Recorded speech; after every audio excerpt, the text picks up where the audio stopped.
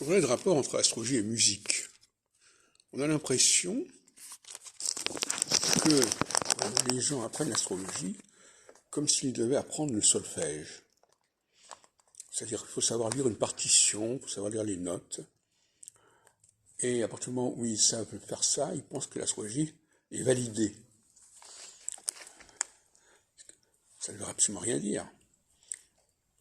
Ils ont validé leur assimilation d'un certain nombre de règles astrologiques,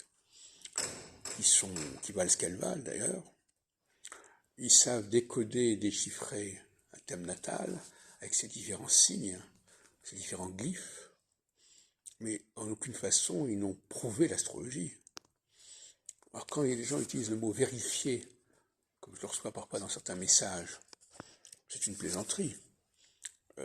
C'est une utilisation abusive du mot vérifier. En astrologie, la notion de vérification est extrêmement laxiste, c'est le moins qu'on puisse dire. Et on peut tout simplement. Et en plus, ce qui est assez curieux, c'est que quand on apprend à parler une langue, au moins on la parle avec d'autres personnes. Mais là, en l'occurrence, en astrologie, personne ne parle cette langue. Le client, il ne la parle pas, il faut lui traduire dans sa langue vernaculaire. Les autres entre eux, ils utilisent cette langue pour leur démonstration, si on peut dire, mais en aucune façon ils ne se comprennent comme cela. Donc finalement, dans le meilleur des cas, l'astrologie serait une langue, un jargon qui serait partagé par un certain nombre de spécialistes,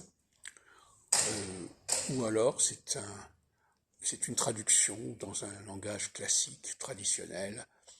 De toute façon, en aucun cas, on est dans une vérification de l'astrologie.